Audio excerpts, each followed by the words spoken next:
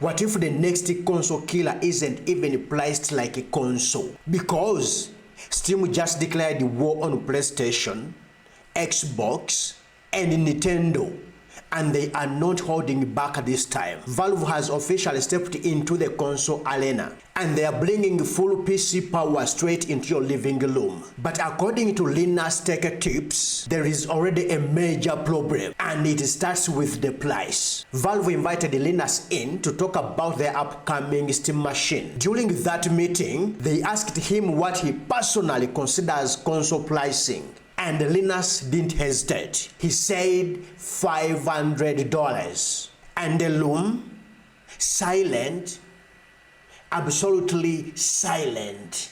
Linus said the energy instantly shifted, and not in a good way. Let me know what you would pay for it. So basically, it's a 7600 CPU and a 7600 GPU. This is not a super powerful machine. Valve is upfront saying that they are going to be relying on FSR in order to achieve 4K. And even then, man, like 8 gigs VRAM, anyone else would be taking a ton of flack for shipping a game console today with 8 gigs of VRAM. Yeah. So we've got a lot of people talking pricing in here. I'm gonna read these. 600, 600, 600, 600, 600, 350, 800, maybe 600, 1,000, you're crazy.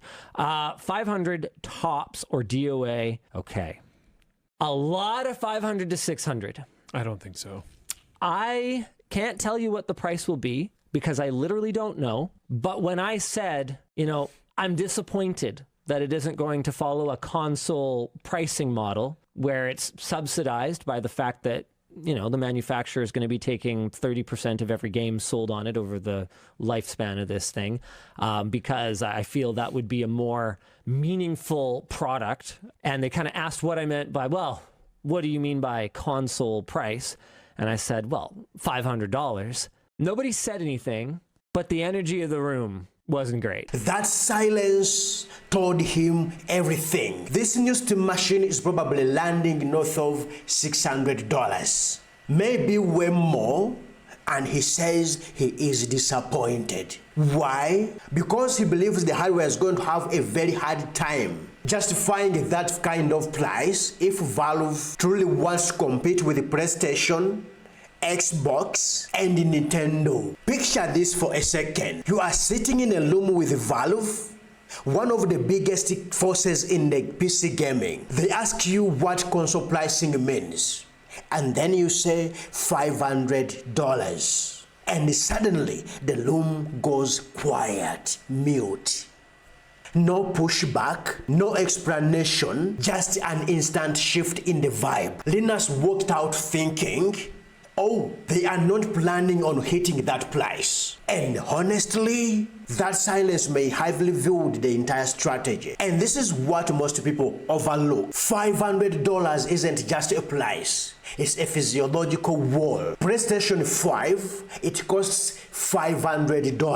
Xbox Series X, $500. Even the legendary PS4 launched under that threshold. The console market has trained players to expect maximum $499 for a high-end machine. Once you go above that number, you are no longer competing with the consoles. You are competing with PCs.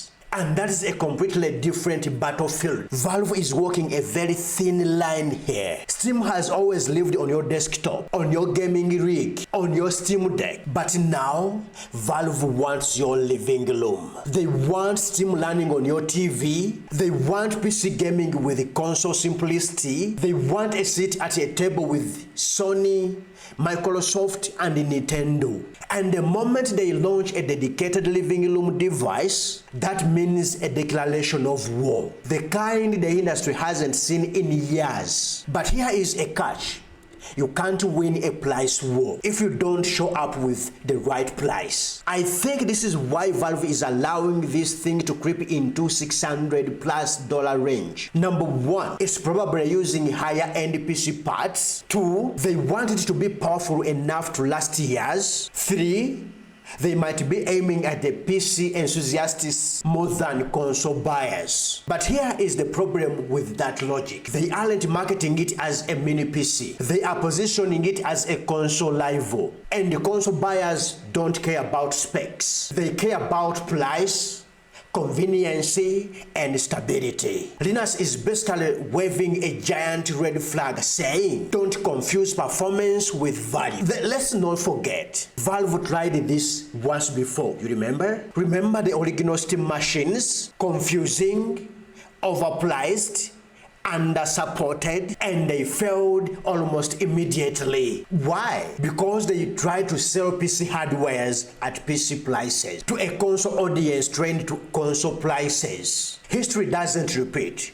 but it rhymes. And Linus clearly doesn't want to watch Valve make the same mistake twice. If Valve wants a real shot this time, they have to nail 3 things. Number 1, price discipline. They don't need to beat consoles. They just need to be in the same neighborhood. 2, true plug and play simplicity. Console gamers won't fiddle with drivers, BIOS miners, or random tweaks. This thing needs to just work. 3, a unique identity. Steam Deck has one, Nintendo Switch has one, PlayStation and Xbox have theirs. This machine needs something that makes you go, oh, that's why it exists. For the first time ever, Steam isn't just a platform. It isn't just a store. It isn't just a launcher. It is a direct competitor. And if Valve gets this right, if they hit the price, nail the experience, and deliver something polished, they could finally disrupt a market that has been locked down for a decade. No online fees, huge library, PC performance, living room convenience. That's the kind of threat Sony and Microsoft can ignore. But if they get the price wrong, everything falls apart. So, the real question is this. Is Valve building the ultimate living room PC or pricing themselves out of the console before it even starts? Linus's warning isn't negativity, it's coercion. He is saying, you've got something incredible here. Don't ruin it with a number that scares away your audience. And honestly, he might be right. So, let me ask you, would you buy a Steam machine if it costs more than $600? Or is that an instant deal breaker? Drop your thoughts in the comments. And if you enjoyed all this breakdown, like the video, subscribe if you are new, and stay locked in. Thanks for watching.